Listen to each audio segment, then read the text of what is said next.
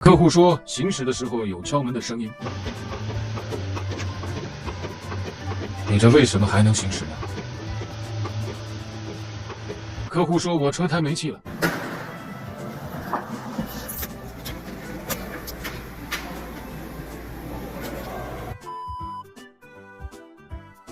一个、两个、三个、四个，客户只让我使用一个轮胎补片。